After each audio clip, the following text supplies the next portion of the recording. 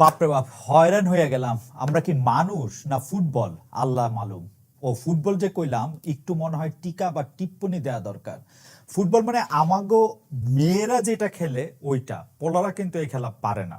কে যে কই থেকে, ফুটবলের কথা করছিলাম, কে যে কই থেকে কোন পোস্টের দিকে তাক কইরা বল শটাইতেছে, আমারে মনে করাইতেছে রাজা মিয়ার কথা। মনে আছে আপনাদের রাজা মিয়ার কথা? রাজা মিয়ার পায়ে বল থাকলে দুই গোলকিপারই সাবধান হয়ে যায়, কখন কি হয় বলা যায় না। মানে ওই কোন গোল পোস্টে করে, নিজেরটাতে না বাইরেরটাতে। যাই হোক, এই সময় আইসা সুলেখক ইশতিয়াকের কথাও মনে পড়তেছে। ওই কইছিলেন, আসেন আমরা সবাই সবাইরে ধরায় দিই। আচ্ছা, আগে তারিখটা কয়ালি।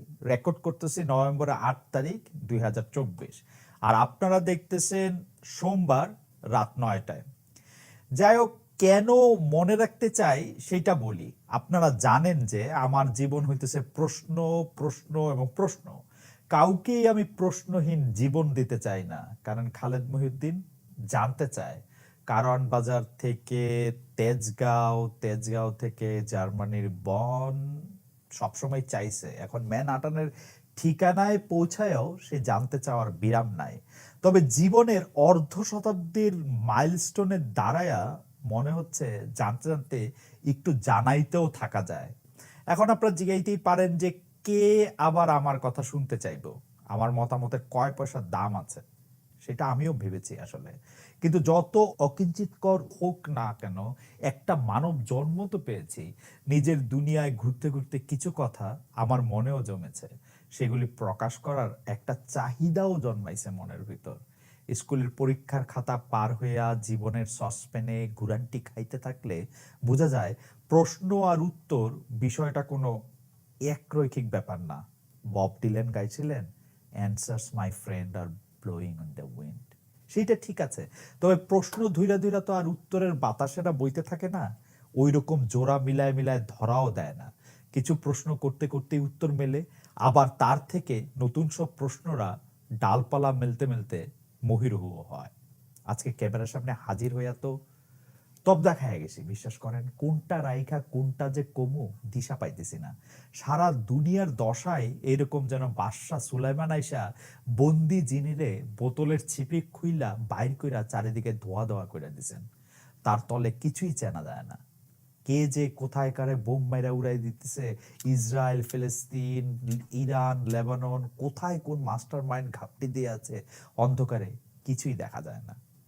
এক তো দেখেন বর্তমানে আমি যেখানে আছি সে আমার বসতভূমির অবস্থা। এই এত বড় দেশ, এত মানুষ, তারা স্বর্গ মর্ত পাতাল খুঁজা দুই পার্টির দুই নেতা পাইছিল। একজন ঘাটের মরা, আরেকজন দাগি আসামি। তো ঘাটের মরারে সাইডে রাইখা কমলা ম্যাডাম শেষ মুহূর্তে দলের হাল ধরলো, যার নামই হইল হারিস। সে জিতবে কেমনে? 34টা ফেলানি কেস প্রমাণিত হওয়ার পরও ট্রাম্প কাকু আবার ট্রাম্পেট বাজাইতে বাজাইতে মঞ্চে উপস্থিত হইলেন। আপার এতিম লীগের ঘরে ঘরে অবশ্য সেই জন্য ঈদের আনন্দ হইছে, লাড্ডু বিলাইছেন, বিলাইতেছেন উনারা। এতদিন ধরে গর্তের ভিতরে থাইকা আপা সমানে দোয়া ইউনিস পড়ছেন বইলেই না এমন বিজয়ের দেখা পাইলাম। জাতির পিতা নাই তো কি হইছে, কেউ কেউ কইতেছেন এবার ট্রাম্পে দিয়া জাতির কাকার খেল দেখানো হইব। বিষয় হইল, 800 বছর পর রাজা লক্ষণ সেনের পদাঙ্ক অনুসরণ করে আপা পালাইলেন খিড়কি দরজা দিয়া। সে সময় আর কিছুই তার মনে ছিল না। তার অনুগত মাফিয়া বাহিনী, যারা গত 15 বছর ধরে তার হুকুমে মানুষ ধরছে, কুচকাটা করছে, সবগুলি ইনস্টিটিউশন ধ্বংস করছে। পলানোর সময় সেই মানুষগুলির কথাও মনে পড়লো না এতিম লীগ জননী শেখ হাসিনার। অথচ এই না হইলে জননেত্রী। সে পলায়ন পর মুহূর্তেও অবশ্য বুদ্ধি করে নিজের টেলিফোনটা নিতে ভুলেন নাই। মজার ব্যাপার হলো, এই টেলিফোন দিয়ে তিনি নানা রকম জায়গা থেকে মানুষের সঙ্গে কথা কন। মানে এইটা সাথে রাখছিলেন বলেই মাটির তলা থেকে ছত্রখান হইয়া যাওয়া ছোট ভাইদের উদ্দেশ্যে কিছু বাণী চিরন্তনী ছড়াতে পারেন। কিন্তু ঘটনা হইল যে এরা কারা, মানে ওবায়দুল কাদের সাহেবের মতো বলতো, এরা কারা, এরা কোথা থেকে এলো? এই আওয়ামী লীগের নেতারা আসলে কারা, যারা আওয়ামী লীগের সর্বোচ্চ নেত্রী শেখ হাসিনার দেখা পায়? এরা আসলে কারা? এই এই এই এই এই কথাগুলি শুনলে আমার কাছে মনে হয় এইদার এগুলি বানানো, অথবা এই ফোন আলাপ যে লিক হইতেছে, যেটা তার লগে কথা করছেন তারাই করতেছেন। আওয়ামী লীগের লোকজনও কইতেছে যে আপার দেখা যারা পান তারা যে এই ফোনের কথাগুলি লিক করেন এটাকে ঠিক করে নাকি? যাই হোক, এইসব কথার মধ্যে দিয়ে আমাদের কাছে ভেসে আসে বিভিন্ন রকম বাণী, যেমন আমি আর্মিকে বলে দিব ওটা এখানে এটা ঠিক হয়ে যাবে। এইবার যেটা আর্মিকে উনি বলে দিবেন এবং এটা ঠিক হয়ে যাবে। উনি আবার এরকমও বলেন যে তোমরা গিয়ে ট্রাম্পের ছবি সামনে রেখে এরকম মিছিল করবা, তারপরে যদি ওরা কোনো কিছু বলে তাহলে আমি এটা আগের থেকে ছবি তোলার ব্যবস্থা করে রাখবা, তারপরে আমি এটা ট্রাম্পের কাছে পাঠাই দেবো, এটার ব্যবস্থা আমার আছে। মাই গড! 2 দিন আগে বাইডেন সাহেবের সাথে একটা, 2 দিন না মানে বছর খানেক হয়েছে মনে হয়, বাইডেন সাহেবের সাথে একটা পরিবার সহ ছবি তুললা, তারপরে সেইটা দিয়েও বেশ মানে ব্যাপক মানে যেটা ফ্লেক্স বলে ওইটা আমাদের প্রধানমন্ত্রীরা আমরা লইতে দেখছি। এখন আবার ট্রাম্প কাকু আইসা গেছে, আর ভয় নাই। আপা এখন হেমিলনের বাঁশিওয়ালার রূপে আবির্ভূত হয়ে তার গর্তের ইন্দুরবাইদের কানে অথবা বোনদের কানে ট্রাম্পেট বাজাবেন, আহা আলো আসবে। আমরা আসলে জাত হিসাবে ফ্যান্টাস্টিক, মানে কেউ কেউ কিউট, কেউ কেউ কিউটই ভালো, কিউট আছে, কিউট আছে। কয়েকদিন ধরে ধুন্ধুমার চললো কি শেখ হাসিনা পদত্যাগপত্র নিয়ে। আমার এটা ভাবতেই মজা লাগে যে কারো কারো মনে হইতেছে শেখ হাসিনা পদত্যাগ না করেই দেশ থেকে চলে যেতে পারেন এবং এই কথা কইতে পারেন যে আমি এখনো বাংলাদেশের প্রধানমন্ত্রী। সে পালানোর পর তার যে ছেলেরে কেউ হারিকেন দিয়ে খুঁজে পাইতো না, সে একসাথে 5টা 6টা মিডিয়াতে কথা কইছে, ভাই আমার মা পদত্যাগ করছে, এখন আওয়ামী লীগের কি হবে সেগুলো আমাদের দেখার দরকার নাই। আওয়ামী লীগ তাদের মতন থাকবে, আমরা আমাদের মতো থাকবো। আমরা আমাদের মাকে নিয়ে আসতেছি, বাংলাদেশের লোকজনের কি হবে সেটা নিয়ে আমার মাথা ব্যথা নাই। সেটা নিয়ে অনেক কথা, অনেক মানে কথা তো কথাই, আরো অনেক কিছু মানে যেটা আসলে মানে ভদ্র সমাজে একটু উপস্থাপন করা, বা আমার আমার ধারণা রাত 9টা বাজে, যাদের একটু কম বয়স তারাও শুনবে, সেই জন্য আর এটা কইলাম না। সেই সব কথার সে আবার নিজেই কারেক্ট করছে। তার ছেলে আবার বলল যে আমার মাকে নিয়ে আমাদের আর এখন কোনো রাজনীতি করার চিন্তা নাই। আমার মা এখন আর রাজনীতির সাথে থাকবেন না।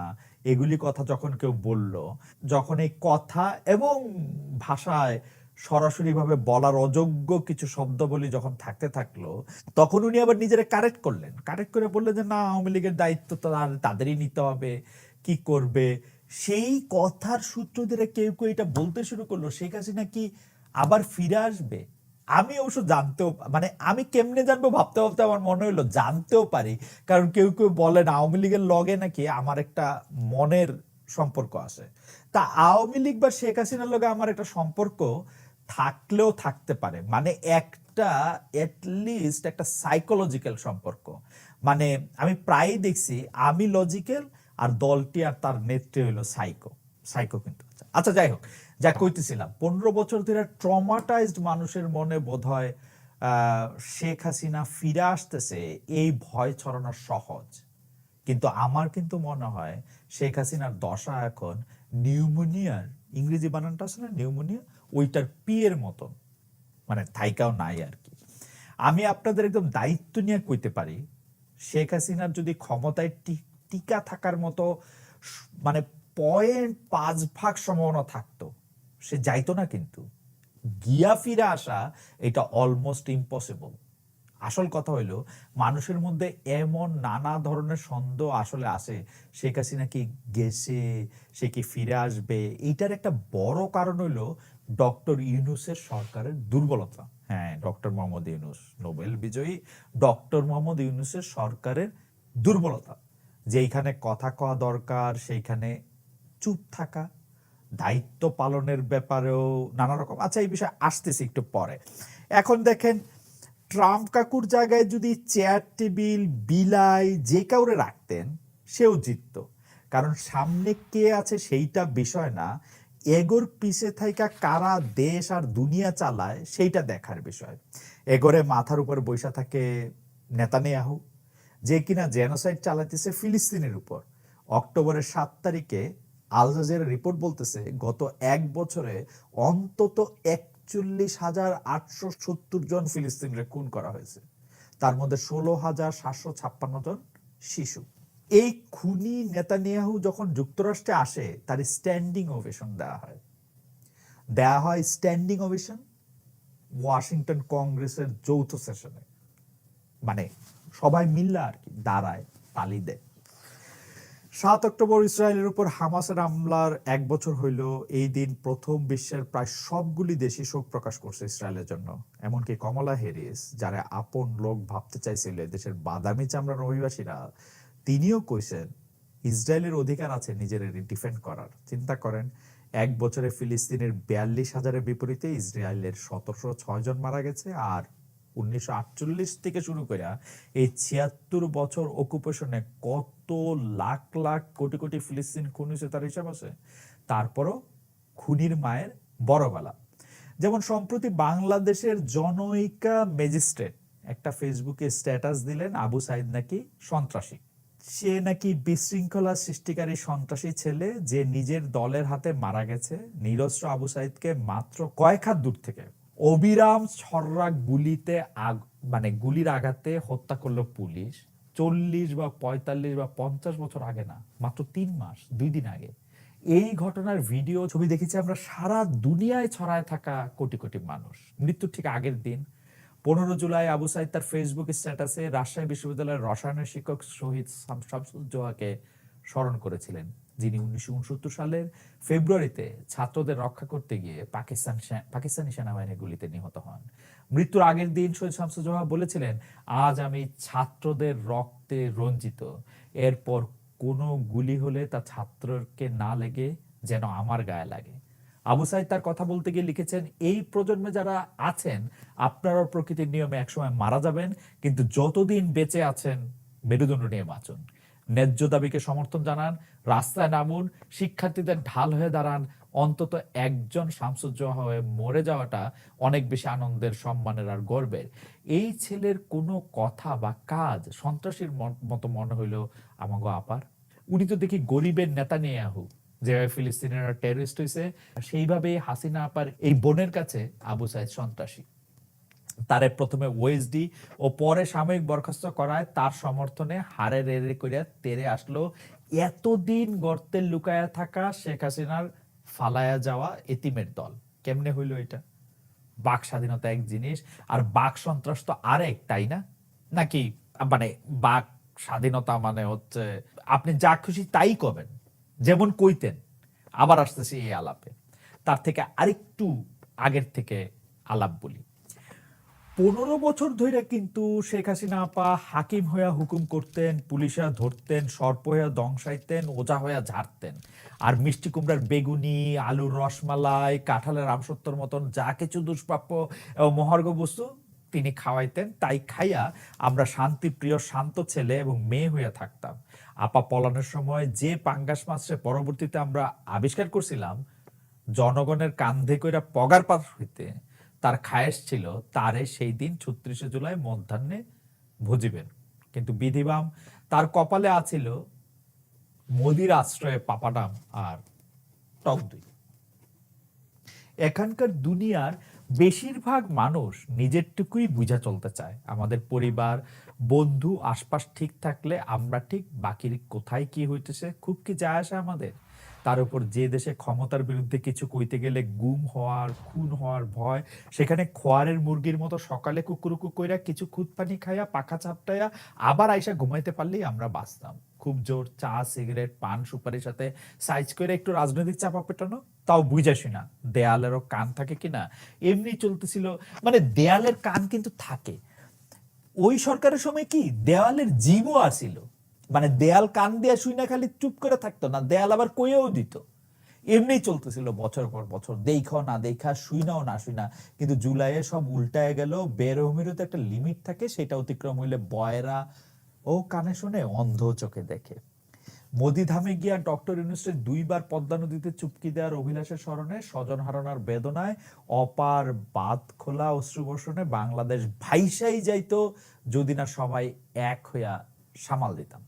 তয় নতুন নতুন দাঁত উঠলে পরে বাচ্চারা যেমন যা দেখে তাই কামড়াইতে থাকে, সোফার হাতল, জুতা, কার্পেটের কোনা, হাত পা, লেপ, তোষক, কুত্তার লেজ, বিলাইয়ের কান, আমাদের সদ্যোতিত বিপ্লবী আত্মার মনে হয় সেই দশা হয়েছে। তাদের তা তা থই থই নৃত্য দেখে একটা ঝাঁকড়া চুলের বাবরি দোলানো কাজী নজরুল ফিল হইতেছে। এ কি উন্মাদ, আমি উন্মাদ। যেন কাউন্ট ড্রাকুলার মতো ঠান্ডা কালো কফিনের দীর্ঘ ঘুম থেকে মাত্রই উঠে বসে এখন ফ্রেশলি স্কুইজ রক্তের জন্য তৃষ্ণার্ত। পানির বোতল টেনে নেবে, পানি খাইতে খাইতে বলবে, বাই দা ওয়ে, এটা কিন্তু রক্ত না, পানি। যা কইতেছিলাম, প্রাণের ভেতরে এত বিপ্লবের ফালাফালি নিয়ে এখন কইছেন দিয়ে কি করি? চেতনার ভয়ে খাটের তলায় পড়ে থাকা ধূলিধূসরিত সকল দাবি দেওয়া এখন নতুন আলোর ঝলকানি লেগে মাথা চারা দিয়ে উঠতেছে। সেই সব ম্লান মুখে ভাষার ফোয়ারা। হাতে থাকে পেন্সিলের মতন আমাদের হাতে আছে ছাত্ররা, রাস্তায় ট্রাফিক নাই, ছাত্ররা এসে রাস্তা সামলাইছে, মন্দির ভাঙচুর, ছাত্ররা পাহারা দিছে, রাত্রে ডাকাত পরে তারা ডাকাত খেতেছে, বন্যার মধ্যে ফান তোলা থেকে সাঁতার কাটা সব করছে। এগুলি নানা ধরনের কথা আছে, বাট এইসব সার্ভিস নতুন। এই নতুন সরকার একটু ধাতস্থ রাখ পর্যন্ত এগুলি কিছুটা কাজের হয়েছে, কিছুটা অকাজেরও হয়েছে, সন্দেহ নাই। বাচ্চাদের পিকনিকে বনে জঙ্গলে একদিন দুই দিন চুলা বানায় রান্না করার আনন্দ আছে, সেইটাও মানতেছি। কিন্তু শেষ পর্যন্ত বন্যেরা বনে সুন্দর, ছাত্ররা শিক্ষাঙ্গনে। বেশি দিন অন্যদের দায়িত্ব পালন করতে করতে তারা ছাত্র হইতে ভুলা গেল না তো? এত উত্তেজনাময় জীবনে কেউ পরীক্ষা দিতে চায়? চলল বিপ্লবীর প্রাণের কলেজ স্টুডেন্টরা সচিবালয়ের শিক্ষা মন্ত্রণালয় ঘেরাও দিতে। তারা 18 তলায় উঠা আমাদের দাবি মানতে হবে স্লোগান দিতে দিতে উপদেষ্টাদের ঘেরাও দিয়া বিক্ষোভ জানাইল। এই ভাই, তোদের কিসের বিরুদ্ধে এত বিক্ষোভ? এইটা তো পেট ব্যথা বইলা স্কুলে না যাওয়ার বায়না ধরার মতন বিষয় হইল। এর মধ্যে একবার ডক্টর ইউনূস ফরেন ডেলিগেটদের মিটিং এ পৌঁছাইলেন 2 ঘন্টা দেরিতে, কারণ ওনার রাস্তা ঘেরাও করে রাখছিল বিক্ষোভকারীরা। রেল স্টেশন ঠিক হওয়ার পরও রেল চলাচল স্থগিত ছিল রেল কর্মীদের দাবির কারণে। রিক্সা চালকদের রিক্সা মিছিল দেখলাম, এদের দেখে উৎসাহ পাইয়া আনসার বাহিনী রওনা দিছিল কোশ্চেন নিয়ে। এবার আসি ডক্টর ইউনূস প্রসঙ্গে। মনে আছে উনি যখন আইসা দেশের দায়িত্ব নিলেন, মানে 5 আগস্ট শেখ হাসিনা পলায়া গেলেন, 2 দিন পরে 8 আগস্ট উনি যখন আইসা দেশের দায়িত্ব নিলেন, কেমন অনুভূতি হয়েছিল? যেন এতদিন পরে শ্বাস বন্ধ করে থাকার পরে নিঃশ্বাস নেওয়ার মতো। সে সময় উনি যে শক্ত জবাবগুলি দিছিলেন বিভিন্ন মিডিয়ার প্রশ্নের উত্তরে, শুই না মনে হইতেছিল এইবার কোনো ভয় নাই। অথচ যত দিন যাইতেছে আমাদের সেই ভরসা টাল খাইতেছে। কেন কেন জানেন? এই অন্তর্বর্তীকালে সরকারে যারা আছেন তাদের অনেকেই, মানে বেশিরভাগই পরিচিত এবং আমাদের প্রিয় মুখ। তারা ঘুষ খাবেন না, চুরি করবেন না, এইটা হয়তো আমাদের মধ্যে অনেকেই মানেন। কিন্তু একটা দেশ চালানোর জন্য কি শুধু এরকম মানুষ হওয়াই যথেষ্ট? এরা আওয়ামী লীগ কি করছে তার বিপরীতে একটা নেরেটিভ দিতেই ব্যস্ত। অথচ 17 কোটির একটা দেশ কেমনে চলবে তাদের কোনো ধারণা আছে বলে মনে হয় না। আপনাকেও কি মনে হইতেছে? সেইটা আপনারা পরে কইেন আমারে, কিন্তু আমার মনে হইতেছে না। ডক্টর ইউনূস মানুষটারে আমার, ঠিক আছে, আমার ভালোই মনে হয় বা খুব ভালো মনে হয়। বাংলাদেশের মতো একটা দেশের জন্য উনি আমাদের ছোট ঘরের বড় জানালা। আমি একটা ছোট ঘটনা কই, সেটা হলো জার্মানির এক ছোট্ট শহরে তিনি একবার আসছিলেন। আমারে বললেন একদিন ওনার সাথে নাস্তা খাইলে উনি খুশি হবেন। একটা ক্যাফেতে দেখা করার কথা আমাদের। গিয়া দেখি এইখানে অন্তত কোয়ার্টার মাইল লম্বা একটা লাইন। ওই সাদা সাদা জার্মানরা ওনার সাথে দেখা করতে আসছে। এটা যারা জার্মানগো জানেন তারা বুঝবেন যে এটা প্রায় অসম্ভব ঘটনা। ওরা কাউরে লয়ে ওগোর মধ্যে খুব একটা আলাদা উৎসাহ নাই। কিন্তু ডক্টর ইউনূসের ক্ষেত্রে কি জানি একটা আছে যেটা সারা দুনিয়ার সব মানুষে আকর্ষণ করে। জার্মানি, ফ্রান্স থেকে শুরু করে আফ্রিকার দেশগুলি, লাতিন আমেরিকার দেশগুলি, এশিয়ার অন্যান্য দেশ, সব জায়গায় উনারে উনার উনার উনার মধ্যে কিছু কিছু একটা আসে। কিন্তু উনি এই যে একজন মহান মানুষ যারে নিয়ে মানুষ উজ্জীবিত হয়, এইটা কি সরকার প্রধান হইয়া উনি প্রয়োগ করতে পারতেছেন? মানে মানুষ উজ্জীবিত করার ক্ষেত্রে একটা উদাহরণ দেই। উনার উপদেষ্টা পরিষদের একজন সদস্য ছিলেন ব্রিগেডিয়ার জেনারেল, অবসরপ্রাপ্ত, উনি আবার এখন পিএইচডি ডক্টর সাখাওয়াত হোসেন। উনি মিছিলের মধ্যে কোন গুলি চলছে এইটা লয়ে একটা কথা কইছেন। এটা কোয়ার পর সোশ্যাল মিডিয়ায় অনেক হাউকাউ হয়েছে। মানে সোশ্যাল মিডিয়ায় হাউকাউ হয়েছে দেখেই মনে হয় কথা শোনা গেছে, এবং সোশ্যাল মিডিয়া হাউকাউ এখন সবকিছু লয়ে হয়, কোনোটা অনেক বড় হয়, কোনোটা ছোট হয়, এটা লয়ে বড় হাউকাই হয়েছে।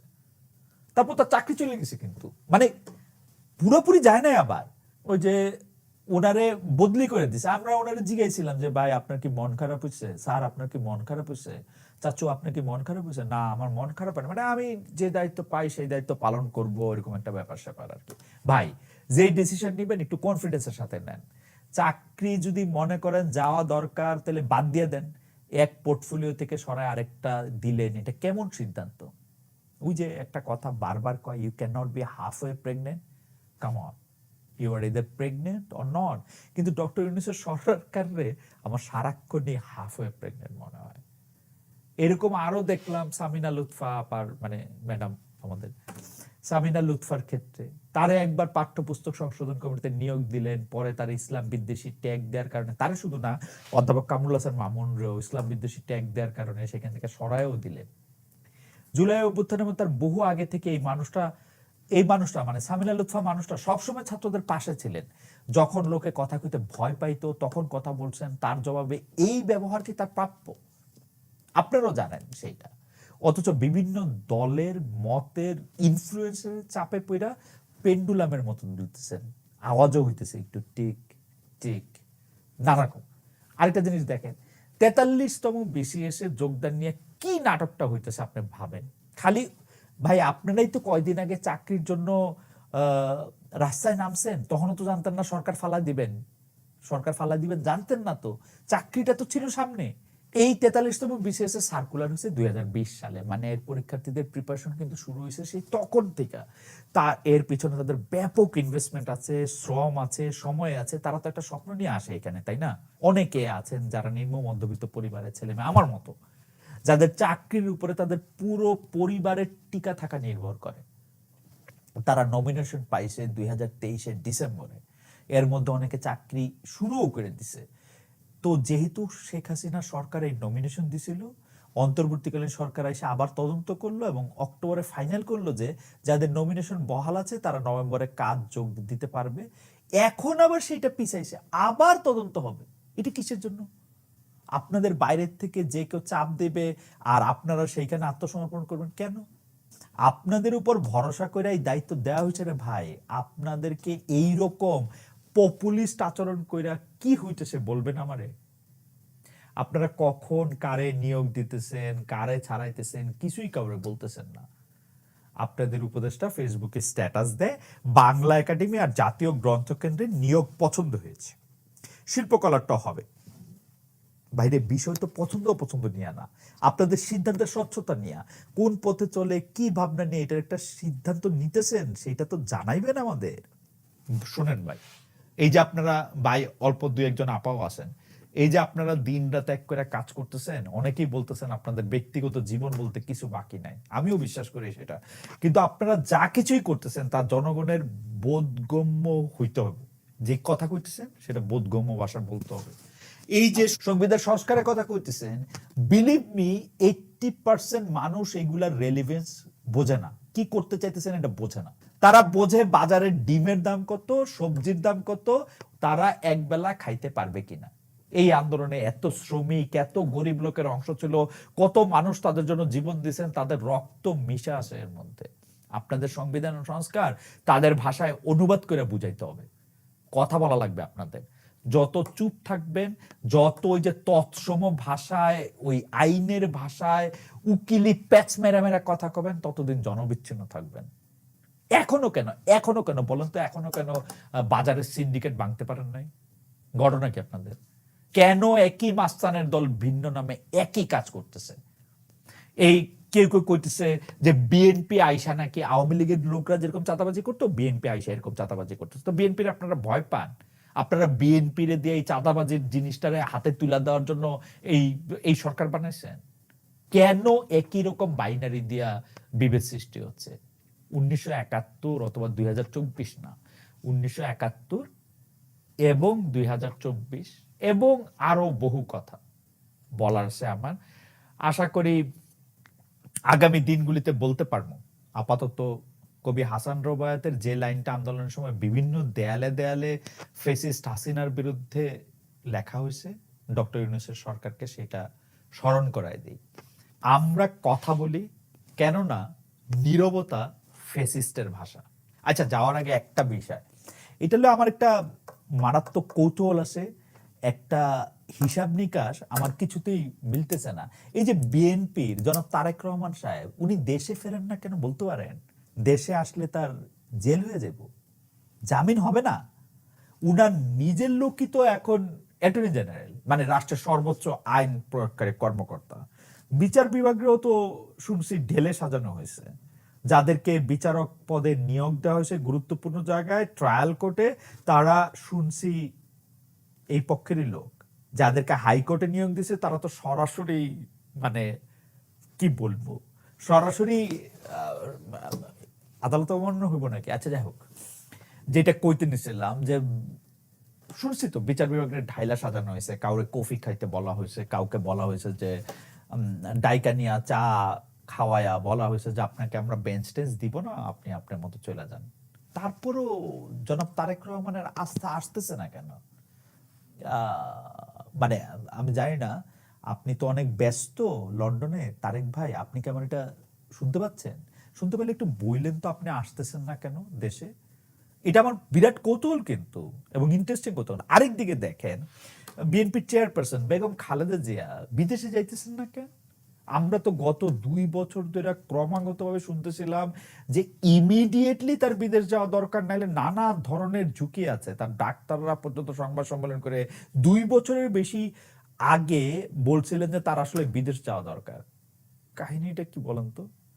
এরকম একটা 17 বছর পার করার পর 90 দিন গেল গা, এখনো মায়ের ছেলে একটা দেখা করার ফুরসত পাইলেন না। কোনো একটা কিছু কি কোথাও কুক করতেছে? কি হইতে পারে সেটা?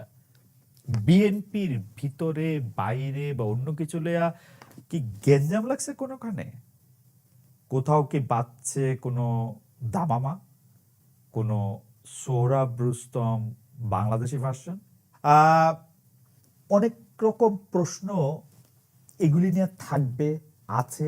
এই প্রশ্নগুলির উত্তর সহ আরো নানা ধরনের প্রশ্ন উত্তর আমি খুঁজতে চেষ্টা করব। আমি উচিত কথা বলতে চেষ্টা করব, উচিত কথা বলবো আপনাদেরকে সাথে নিয়েই। সে পর্যন্ত আমি জানি আপনারা আমার সঙ্গেই থাকবেন। Thank you so much.